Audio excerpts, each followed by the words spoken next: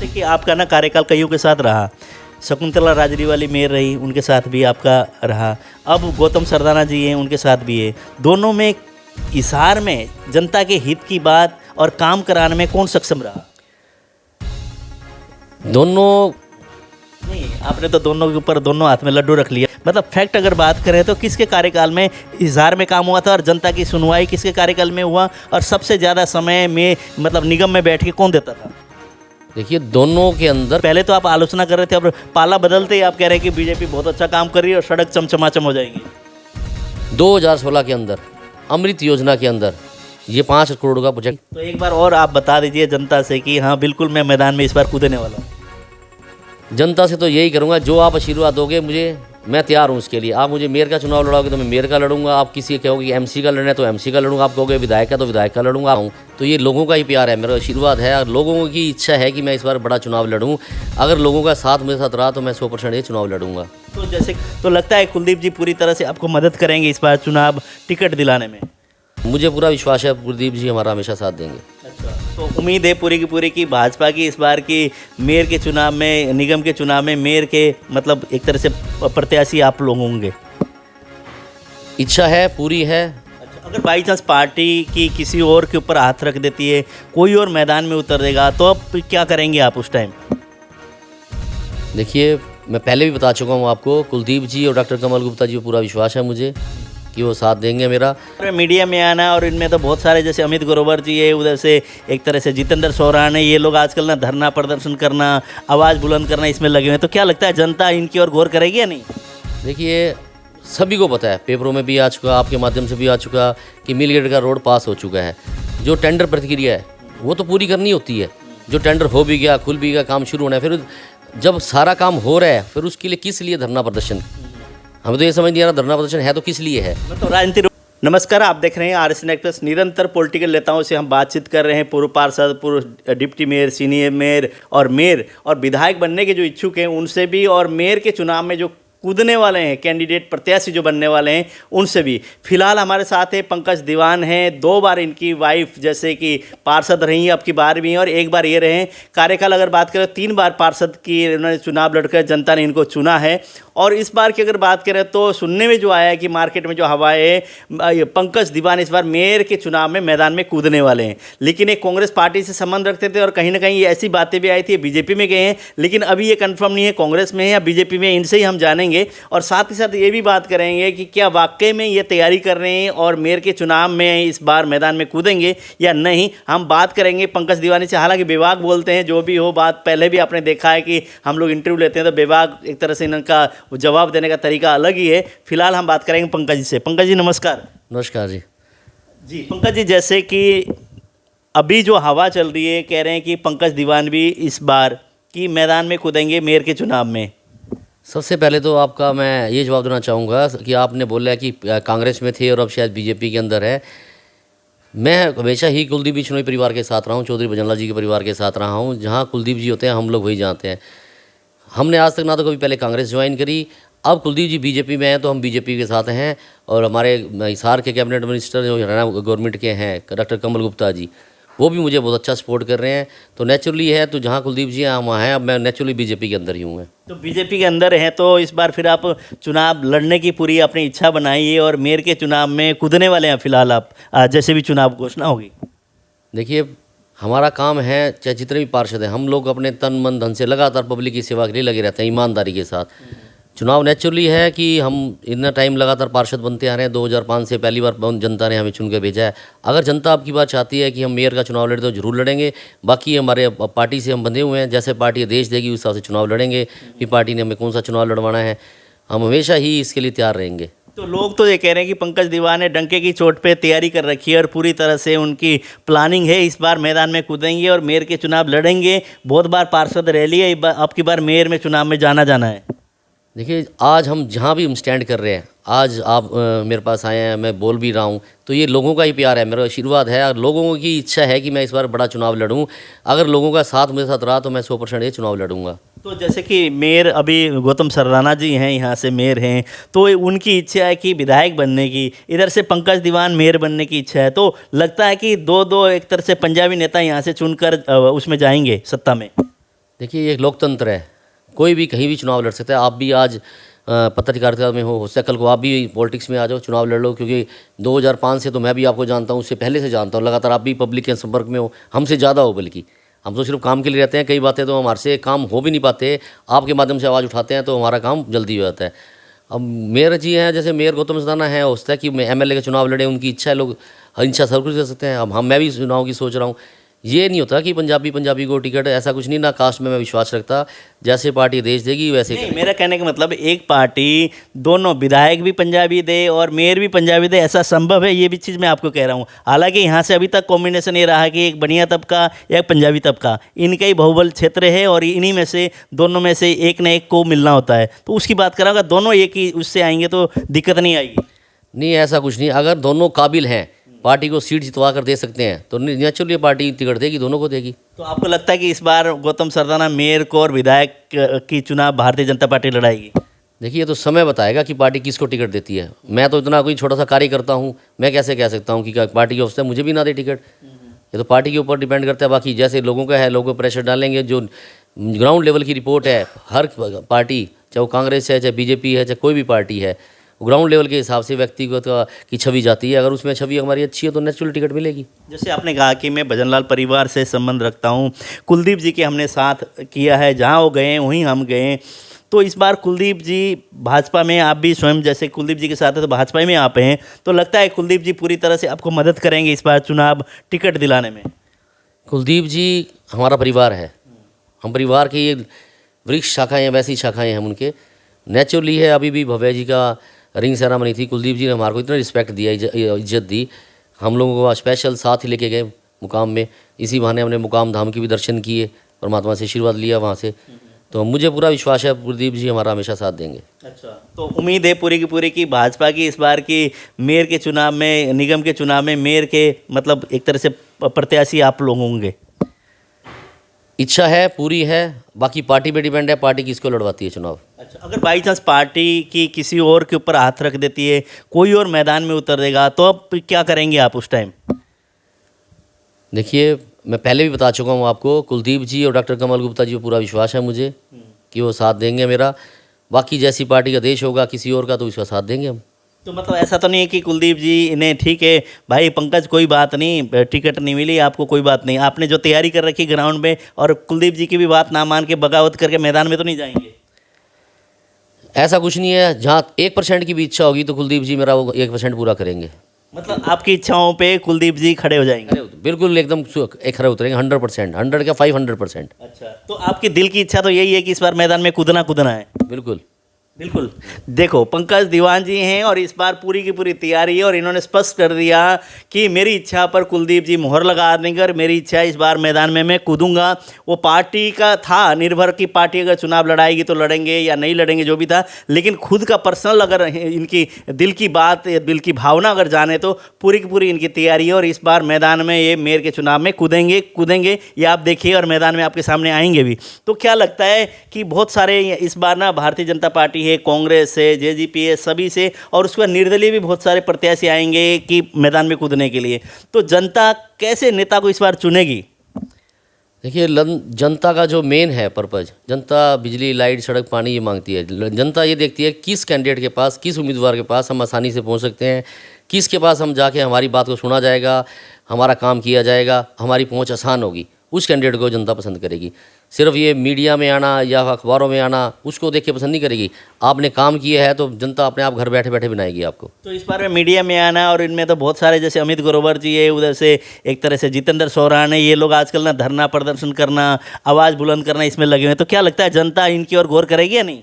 देखिए सभी को पता है, पेपरों में भी आ चुका, आपके माध्यम से भी आ चुका कि मिलगेट का रोड पास हो चुका है। जो टेंडर प्रक्रिया है वो तो पूरी करनी होती है। जो टेंडर हो भी गया, खुल भी गया, काम शुरू होना है, फिर जब सारा काम हो रहा है फिर उसके लिए किस लिए धरना प्रदर्शन?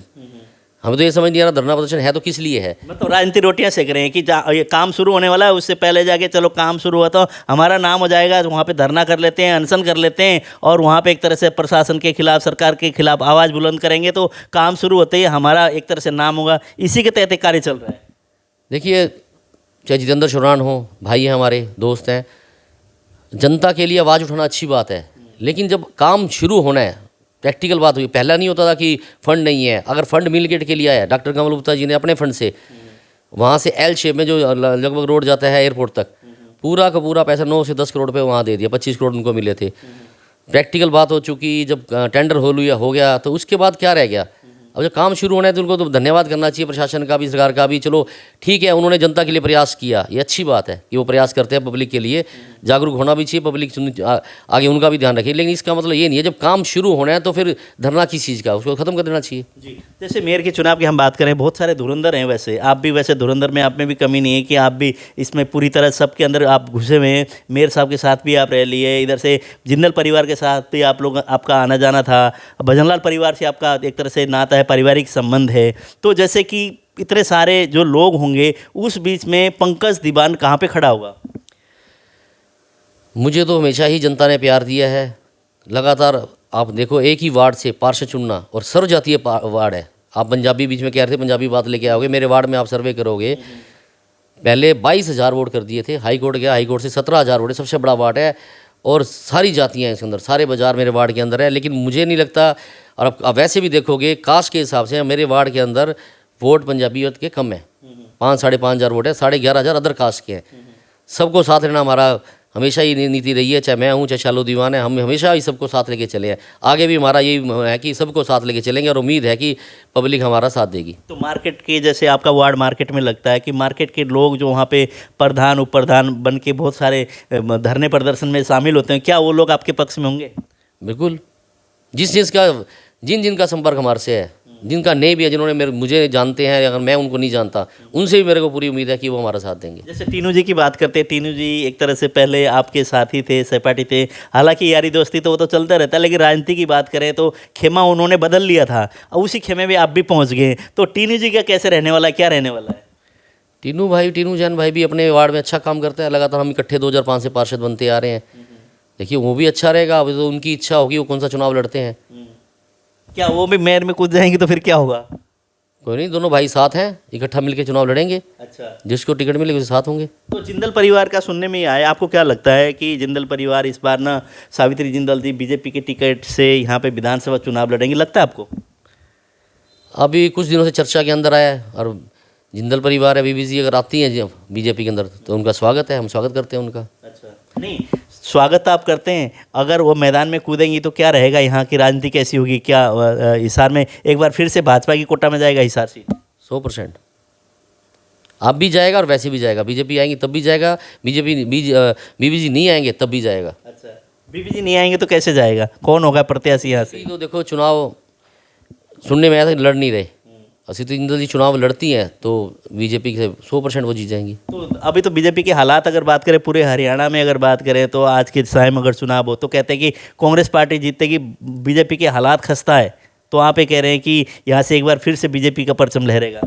आप ग्राउंड लेवल पर आम पब्लिक से सर्वे कीजिए, मीडिया में सिर्फ पॉलिटिकल बंदों से पूछोगे, जो कांग्रेस का पक्ष का नेचुरल उसका नाम लेगा, एक आम आदमी की आवाज़ आप सुनोगे तो इन बीजेपी की तरफ जाएगी। क्योंकि मैंने भी सर्वे किया है पीछे, इस सरकार के अंदर जो फसलों का नुकसान हुआ है, जितना मुआवजा इस गवर्नमेंट ने दिया किसी ने आज तक दिया नहीं।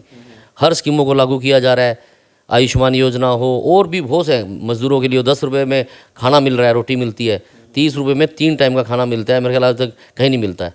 जैसे कि आपका ना कार्यकाल कईयों के साथ रहा, शकुंतला राजरीवाली मेयर रही, उनके साथ भी आपका रहा, अब गौतम सरदाना जी हैं, उनके साथ भी है। दोनों में हिसार में जनता के हित की बात और काम कराने में कौन सक्षम रहा? दोनों मेयर का कंपैरिजन मैं नहीं करूंगा कभी भी, क्योंकि जो जितने भी वार्ड हैं, 20 वार्ड हैं और 3 नॉमिनेटेड एमसी हैं, 23 हैं, हर पार्षद अपने वार्ड में काम करता है। वार्ड की जिम्मेवारी पार्षदों के ऊपर होती है, मेयर उसी हिसाब से चलते हैं।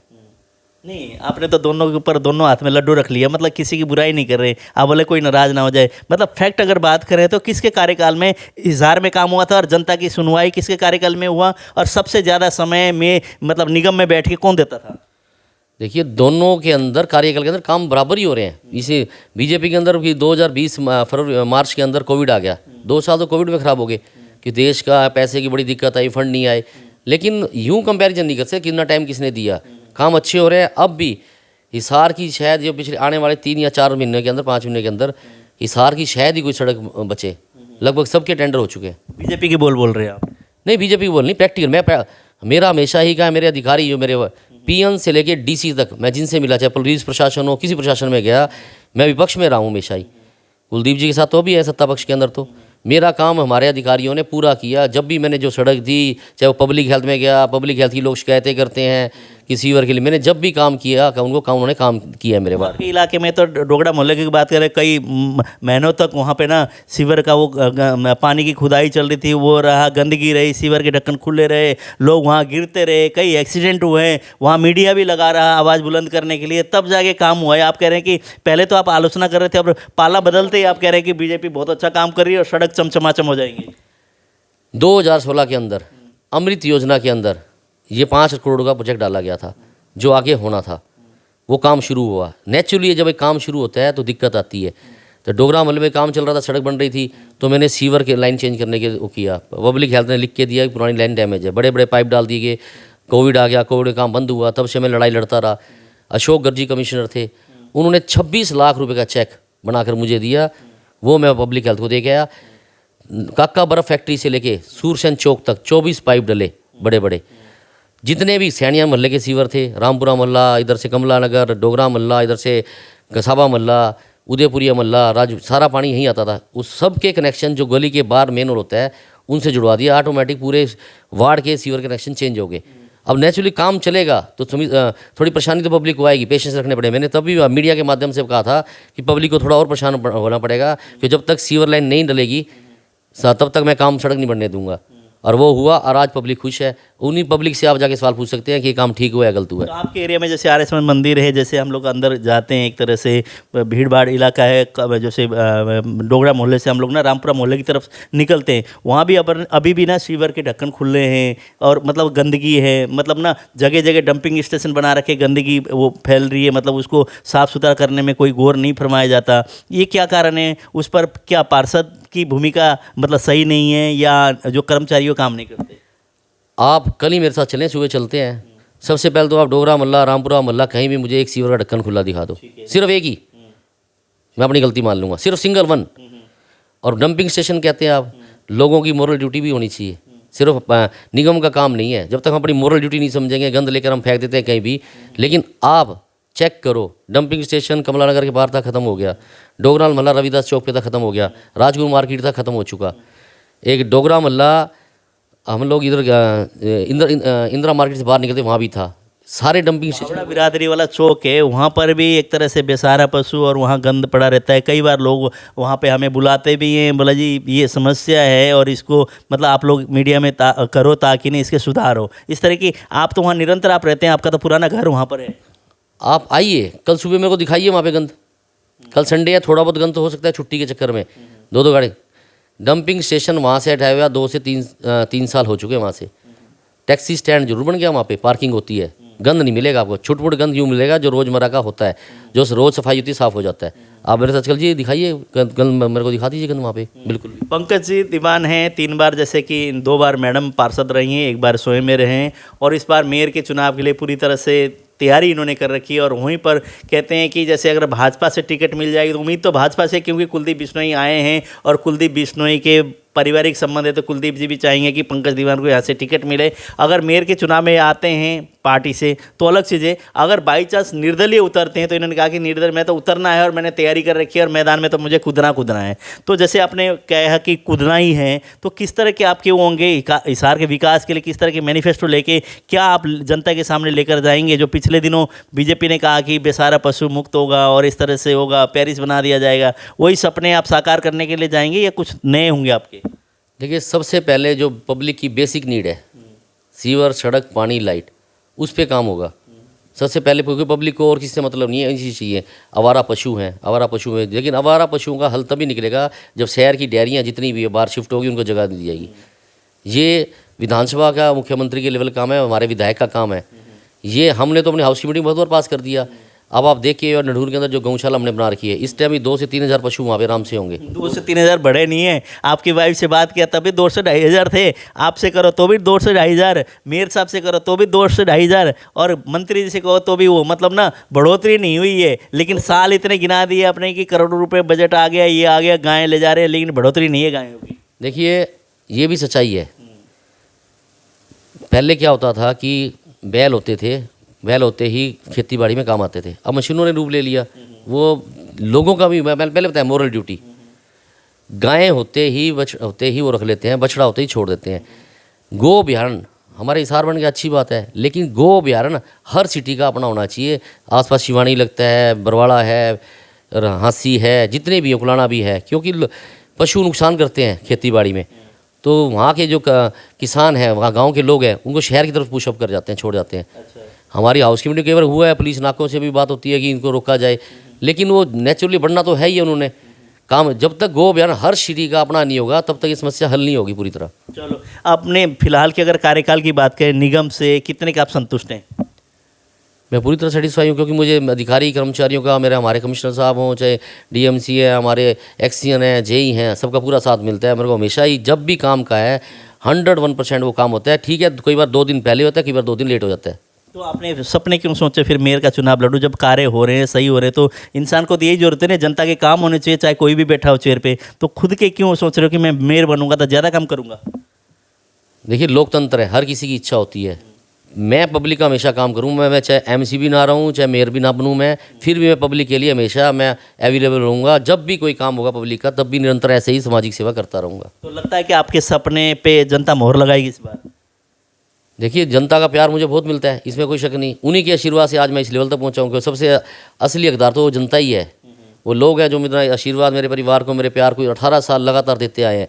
जबकि फर्स्ट टाइम जब मैं चुनाव लड़ा था, मुझे तो ABCD नहीं पता था कि सड़क कैसे बनानी है, ये सीवर लाइन से कैसे साफ़ करनी है। बिल्कुल अनट्रेन आया था, क्यों मिसिज महाजन परिवार से शुरू से मेरा लगाव रहा है।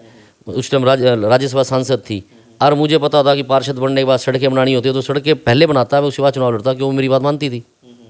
तो इस बार पूरी तरह से आप तैयार हैं? क्या जिंदल हाउस का भी सपोर्ट मिलेगा आपको इस बार? बीवी जी का आशीर्वाद तो हमेशा मेरे साथ रहता है, अच्छा, इसमें कोई शक नहीं। हम जहाँ भी गए हैं, पारिवारिक संबंध रहे हैं हमारे हर किसी के साथ ही, द्वेष भावना हमने कभी रखी नहीं है।